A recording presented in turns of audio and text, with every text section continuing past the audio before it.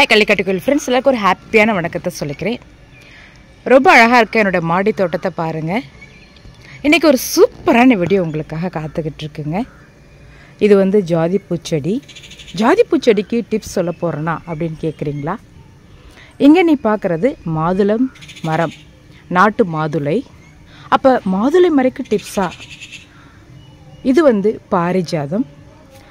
So என்னோடய தோட்டத்தில் நிறைய செடிகள், காய்கறி செடிகள், மரங்கள்லாம் இருக்குது. என்ன டிப்ஸ் இன்றைக்கி அப்படின்னா, உங்கள் வீட்டில் பூக்கவே பூக்காத செடிகள் இருக்கா? காய்களே வைக்காத மரங்கள் இருக்கா? அப்போ இந்த பயிரோக்கி உங்களுக்கு ரொம்ப உதவியாக இருக்கும். அது மட்டும் இல்லாமல் இந்த மாதுளையில் பிஞ்சுகள் உதிரும் பிரச்சனை நிறைய இருக்கும். அந்த மாதிரி பிஞ்சு உதிர்வு பிரச்சனைக்கும் தீர்வு இருக்குது. பூக்காத செடிகள், காய்க்காத மரங்கள், பிஞ்சுதிரு பிரச்சனை, இந்த மாதிரி எல்லா பிரச்சனைக்கும் தீர்வு தரக்கூடிய ஒரு அற்புதமான பயிரோக்கியை நாம் இப்போ ரெடி பண்ண போகிறோம். அதுக்காக ஒரு 3 பொருட்கள் வேணுங்க. 1 பைசா கூட நீங்கள் கொடுத்து வாங்க வேண்டாம். நம்ம வீட்டிலையே ஜீரோ காஸ்ட்டில் கிடைக்கும். இப்போ அடிக்கடி மழை பெஞ்சிட்டு இருக்கிறத நீங்கள் பார்ப்பீங்க. ஈவினிங் டைமில் மழை பெய்யுது. ஸோ அந்த மாதிரி மழை நேரத்தில் உங்களால் முடிஞ்சதுன்னா மழை நீரை கொஞ்சம் பிடிச்சி வச்சுக்கோங்க. இது சுத்தமான மழை நீர். 2 நாளைக்கு முன்னாடி பிடிச்சது. கொசுக்கள் எதுவும் இருக்கக்கூடாது. நல்லா மூடி வச்சுக்கோங்க. முடிஞ்சால் ஒரு ஏர்டைட் கண்டெய்னரில் மழை நீரை பிடிச்சி சேமித்து வச்சுக்கோங்க. பயிரோக்கிக்கு ரொம்ப உதவியாக இருக்கும்.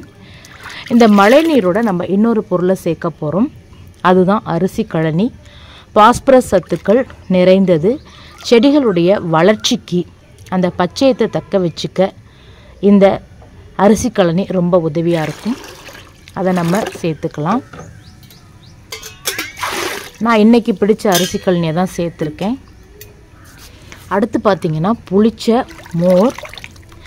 இந்த புளிச்ச மோரில் கால்சியம் சத்து நிறைய இருக்குது. அது மட்டும் இல்லாமல் இந்த புளிச்ச மோருடைய அசிடிக் நேச்சர் செடிகள் அதிக பூக்கள் தர, பூ உதிர்வு பிரச்சனை இல்லாமல் தடுக்க இந்த புளிச்ச மோர் ரொம்ப உதவியாக இருக்கும். சம அளவு சேர்த்துக்கங்க. கொஞ்சம் அளவு கூட குறைச்சி போகிறதுனால செடிகளுக்கு எந்த பாதிப்புமே வராது. நான் இப்போ மழைநீர், அரிசி கழனி, புளிச்ச மோர் சேர்த்துக்கிட்டேன். இப்போ நமக்கு ஒரு சூப்பரான பயிருக்கு ரெடி ஆயிடுச்சு. இதை செடிகளுக்கு எப்படி கொடுக்கணும் அப்படின்னு பார்க்கலாம். கொஞ்சம் பயிறுக்கிய வடிகட்டி எடுத்துக்கலாம் ஃபில்டரில் ஊற்றுறதுக்காக.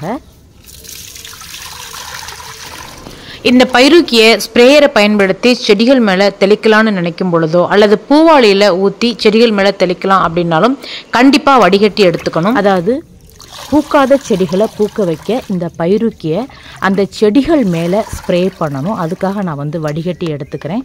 இப்போ இதை அப்படியே நம்ம இந்த பூவாளிக்கு மாற்றிக்கலாம். நான் ஸ்ப்ரேயரில் ஊற்ற போகிறதில்ல, பூவாளியில் மாற்றி அப்படியே அந்த பூக்காத செடிகள் மேலே பூவாளியால் தூவி விட முடியும்.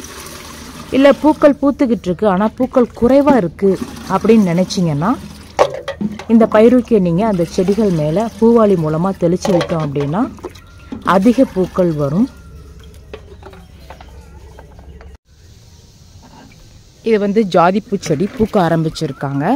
நிறைய மொட்டுக்கள் வரணும் அப்படின்னு நினைக்கும் பொழுது இந்த பயிரோக்கியை வச்சு அந்த செடிகள் மேலே அப்படியே ஸ்ப்ரே பண்ணி விடுங்க. மண்ணுக்கும் கொடுக்கலாம். அப்போ அதிக மொட்டுக்கள், அதிக பூக்கள் வர ஆரம்பிக்கும். மழை பெஞ்சிட்ருக்கறனால மண்ணோட ஈரப்பதத்தை செக் பண்ணிவிட்டு கொடுக்கணும். இப்போ நீங்கள் பார்த்துட்ருக்கிறது முல்லைப்பூ செடிங்க. இந்த முல்லைப்பூ செடி நல்லா காஞ்சி போய் இருந்தது. நான் பயிறுக்கையெல்லாம் கொடுத்து ஓரளவுக்கு மண்ணை மாற்றி திரும்ப எவ்வளோ செழிப்பாக இவங்க வந்திருக்காங்கன்னு சொல்லிட்டு பாருங்கள். இவங்க பூக்கும் தருணத்தில் இருக்கிறதுனால இந்த பயிறுக்கி கொடுத்தோம் அப்படின்னா அதிக பூக்கள் கொடுப்பாங்க. முல்லை செடிக்கு நம்ம பயிறுக்கி கொடுத்துடலாம். இதே போல் முல்லை, மல்லி செடிகளுக்கு அந்த இலைகள் மேலேயும் மண்ணுக்குமே நம்ம ஸ்ப்ரே பண்ணி விடலாம். அதே காய்க்கும் மரங்கள் அப்படின்னா மண்ணுக்கு மட்டும் ஊற்றி விட்டால் போதுமானது.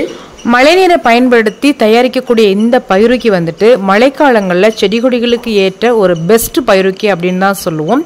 மழைக்கால நோய்களான வேரலுகள் நோய் கண்டிப்பாக இந்த பயிறுக்கி கொடுக்கும் பொழுது வரவே வராதுங்க.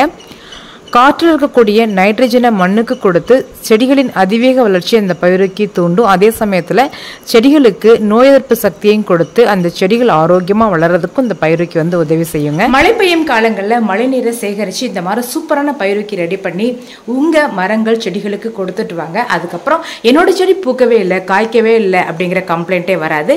இந்த வீடியோ பிடிச்சிருந்தா குட்டியாக லைக் கொடுங்க. யூஸ்ஃபுல் நினச்சிங்கன்னா மறக்காமல் உங்கள் ஃப்ரெண்ட்ஸுக்கும் ஷேர் பண்ணுங்கள். தொடர் வீடியோக்களுக்கு சப்ஸ்கிரைப் பண்ணுங்கள். Thank you friends. Have a good day.